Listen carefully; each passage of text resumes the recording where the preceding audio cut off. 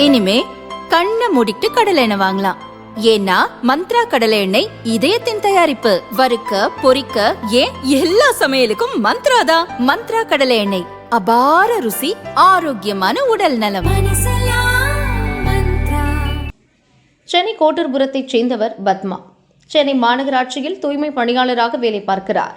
கடந்த ஜனவரி மாதம் தீநகர் பாண்டி பஜார் அருகே ஒரு தெருவில் வழக்கம் போல தூய்மை பணியில் ஈடுபட்டிருந்தார். அப்போது குப்பையில் ஒரு பை இருந்தது.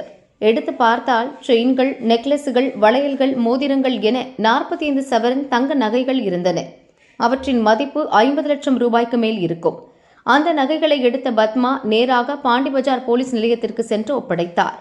நேர்மையின் அடையாளமாக விளங்கிய பத்மாவை முதல்வர் ஸ்டாலின் பாராட்டி சால்வை அணிவித்து கௌரவப்படுத்தினார். 1 லட்சம் ரூபாயை பரிசாகவும் அளித்தார். அவரை தொடர்ந்து சூப்பர் ஸ்டார் ரஜினிகாந்த் பத்மாவை வீட்டுக்கு வரவழைத்து பாராட்டி பரிசு வழங்கினார். அதன் பிறகு பத்மா மிகவும் ஃபேமஸ் ஆகிவிட்டார். பத்திரிகைகள், மீடியாக்களில் அவரை பற்றிய செய்திகள் அடிக்கடி வர துவங்கின. பல துண்டு அமைப்புகள் அவரை அழைத்து பாராட்டு விழா நடத்தின. அந்த வரிசையில் பத்மாவின் நேர்மைக்கு இன்னொரு பெரிய பரிசு கிடைத்திருக்கிறது. பத்மாவின் நல்ல உள்ளத்தை கௌரவிக்கும் வகையில் சென்னையை சேர்ந்த ஒரு ரியல் எஸ்டேட் நிறுவனம் உத்திரமேரூர் அடுத்த பள்ளியகரம் பகுதியில் ஒரு வீட்டு மனையை பரிசாக வழங்கியுள்ளது. அந்த வீட்டு மனையை காஞ்சிபுரம் சாலவாக்கத்தில் உள்ள சார் பதிவாளர் அலுவலகத்தில் பத்திரப்பதிவு செய்து அதற்கான பத்திரத்தை பத்மாவிடம் அந்நிறுவன உரிமையாளர் வெங்கடேசன் வழங்கினார். சொந்த வீடு, நிலம் பற்றி ஆசைப்பட்டது இல்லை. இன்று அது கிடைச்சிருக்கு. பேசவே முடியல என பத்மா நெகிழ்ச்சியுடன் சொன்னார். எனக்குன்னு ஒரு சொந்த வீடு, சொந்த இடம் இல்லை எங்களுக்கு. நாங்கள் சம்பாதிக்கிறதும் குடும்பத்துக்கும் இதுக்கும் சரியா போகுது. இப்படி ஒரு ஆசை வந்ததே இல்லை.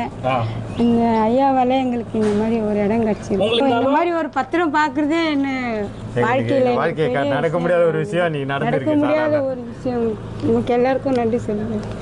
எனக்கு பேசுறத ஒரு நல்லதாக. தூய்மை பணியாளர் பத்மா மட்டுமல்ல, அவர் கணவர் சுப்பிரமணியும் நேர்மையாளர்தான். ஆட்டோ டிரைவரான அவர் சில ஆண்டுகளுக்கு முன் சாலையில் கிடந்த 1.5 லட்சம் ரூபாய் பணத்தை எடுத்து போலீஸ் நிலையத்தில் ஒப்படைத்தார் என்பது குறிப்பிடத்தக்கது.